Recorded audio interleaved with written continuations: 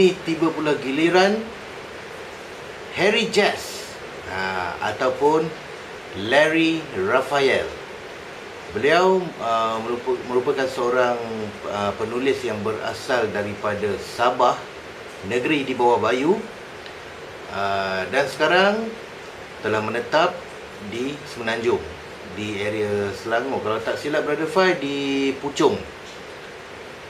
Brother Fai ada minta pada Harry video ucapan, tapi dia mengatakan pada Brother Fai, aku ni pemalu Brother Fai.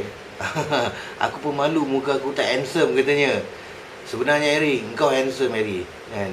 Tapi kau lebih kepada pemalu. Perkongsian Harry Jazz pada malam ini bertajuk Parakang.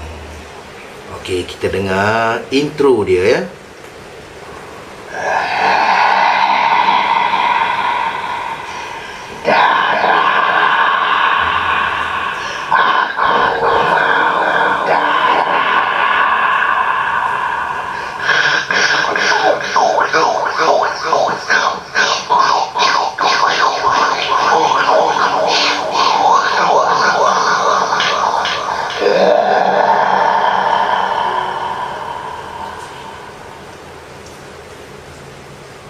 Ibu Sulian akan melahirkan anak yang keempatnya. Oleh kerana hospital amatlah jauh sekali dan perlu menaiki kenderaan untuk sampai ke sana, Ibu Sulian terpaksalah melahirkan anak keempatnya di bilik tidur mereka. Ayah Sulian sudah sejam keluar berjalan kaki ke perkampungan terdekat untuk meminta pertolongan, menghantarkan isterinya yang sedang sarat melahirkan anak. Rumah mereka agak jauh daripada orang ramai orang kampung. Keluarga Sulian berkebun dan bercucuk tanam di kawasan berdekatan sungai. Di sebelahnya terletak perkampungan orang dusun. Nampaknya masa semakin suntuk sekali. Ayah Sulian belum lagi tiba untuk membawakan orang yang boleh membantu mereka. Dengan keadaan cemas, Sulian menyiapkan peralatan melahirkan anak. Dia memasak air, membasahkan tuala dan membaringkan ibunya yang menangis kesakitan kerana masa kelahiran sudah hampir tiba. Tolong, sakit, sakit. Tiba-tiba, pintu rumah mereka diketuk kuat. Sulian meminta adik-adiknya duduk menjaga ibunya yang meronta menangis. Sebagai kakak tua, Sulian yang baru berusia 15 tahun mengambil peranan sebagai ketua keluarga dan jururawat tidak terlatih. Siapa itu? Sulian bertanya. Sulian, aku ini, Ibu Rita. Tadi bapa kamu beritahu yang mak kamu sedang sarat melahirkan. Aku datang mau tolong ya nak. Buka pintu cepat. Hilang cemas, Sulian merasakan begitu gembira kerana Ibu Rita datang membantu mereka malam itu. Rumah Ibu Rita agak jauh sedikit daripada rumah mereka. Malam itu, rumah Ibu Rita lebih kurang 800 meter dan dilindungi pokok buah-buahan yang hidup subur.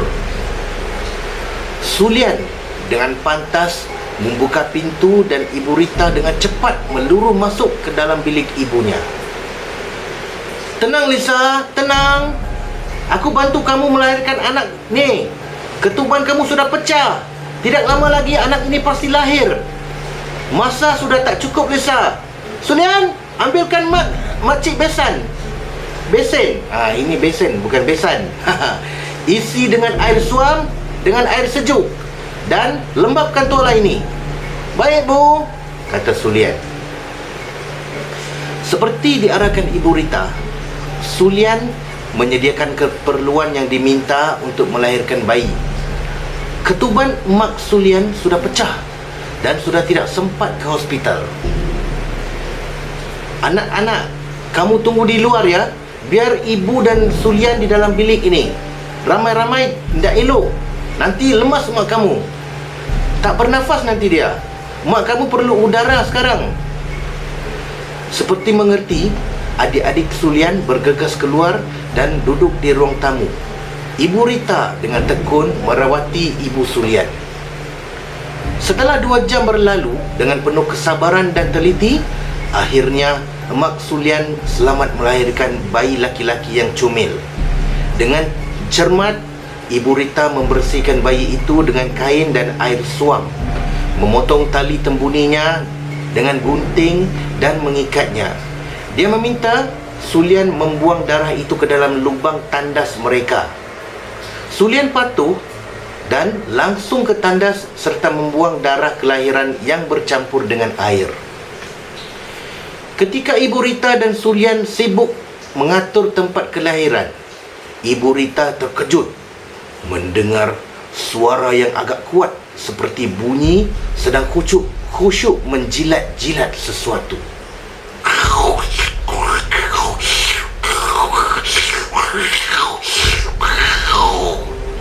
Air darah yang banyak itu tumpah ke bawah kolong dan mengalir melalui rekahan lantai rumah kayu.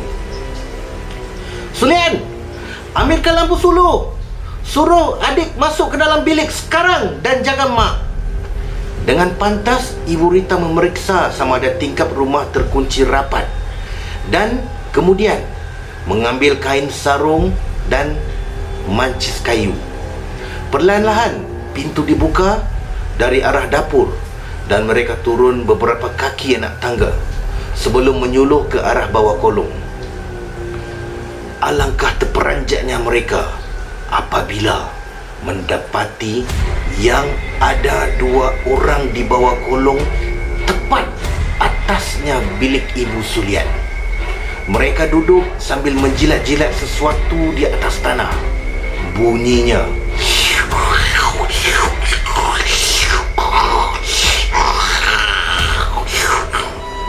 seperti sedang menikmati darah-darah hamis tersebut.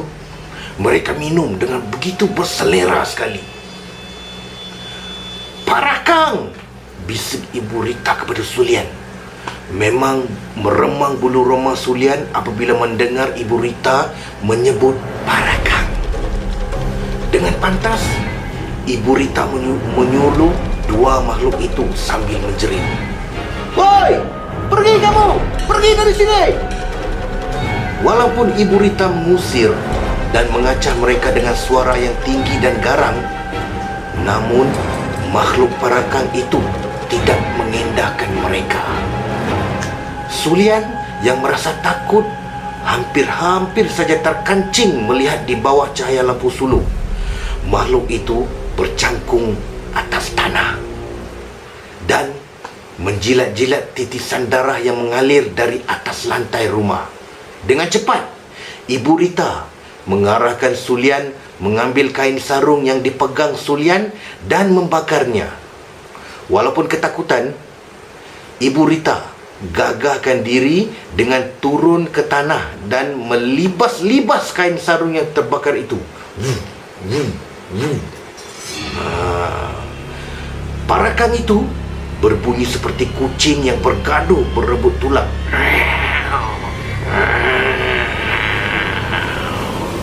Kerana terganggu, mereka berdua bangun membongkok dan berlari menuju ke arah Ibu Rita yang melibas-libas kain sarung yang telah terbakar. Sulian begitu kecut sekali. Dengan rapat, Sulian mendekatkan dirinya di belakang Ibu Rita dan memegang pinggangnya. Parakang itu terlalu berani sekali. Ibu Rita tidak menjangkakan yang begitu sekali keberanian 2 parakang ke atas mereka. Salah satu parakang menerkam Ibu Rita. Ibu Rita melemparkan kain sarung itu kepada parakang yang satu. Sulian pula terjepit di bawah ketika parakang itu menerkam dan merebahkan Ibu Rita. Namun dengan sekuat hati, Ibu Sulian menandang buah susu parakang itu dan mengakibatkan parakang itu melepaskan cekaman Ibu Rita sebelum bangun seperti kesakitan.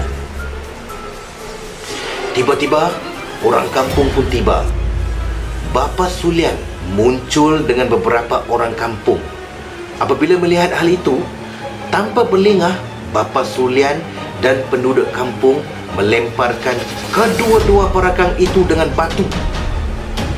Mungkin akibat dilemparkan secara berasap-asap, parakang itu mengalah dan kesakitan yang amat pedih.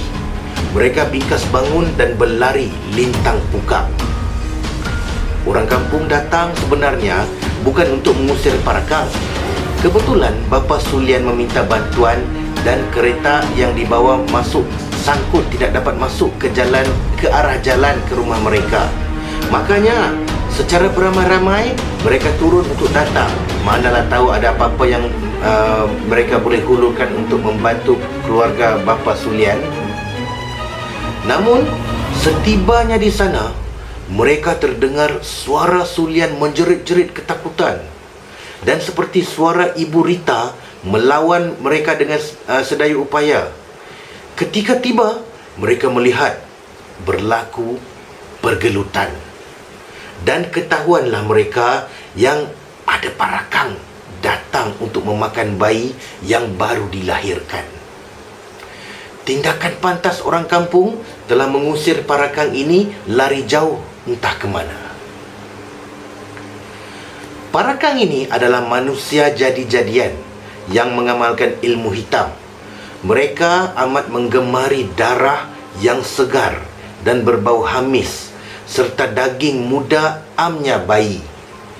Apabila mereka tidak dapat mengawal nafsu mereka akan godaan bau darah ini, mereka akan berubah menjadi makhluk yang mengerikan. Muka mereka cengkung pucat, mata merah dan masuk ke dalam. Seluruh gigi mereka menjadi tajam dan runcing seperti harimau. Jari menjadi panjang dan kuku semakin tajam sekali. Parakang ini bukanlah hantu, seperti balan-balan yang berubah mengikut waktu. Manusia parakang berubah jika tercium bau hamis ibu yang baru melahirkan bayi kecil. Ada juga cerita yang parakang ini menyerang ibu dan bayinya sekaligus. Mereka membunuh keduanya sekaligus dengan memakan isi organ si ibu dan melahap bayi kecil yang baru lahir sampai licin. Di Filipina, di Kepulauan Mindanao, perkampungan parakang dikatakan ada wujudnya. Kawan saya pernah menceritakan yang di sebelah kampung kejiranan mereka tinggallah masyarakat kampung yang menyeramkan dan aneh. Kononnya, sebaik saja pukul 6 petang berlabuh, masa itu mereka akan masuk dan bersembunyi di dalam rumah. Dan jika ada bayi lahir di kampung lain, mereka akan bekerjasama datang dan menjaga bayi dan ibu tersebut daripada serangan makhluk parakang yang lapar sebelum mereka tewas dimakan atau diculik parakang. Mereka juga hidup di waktu siang, bergerak seperti manusia biasa dan kelihatan normal. Apabila malam telah berlabuh, amnya ketika bulan terang, mereka akan berubah menjadi makhluk yang begitu menyeramkan.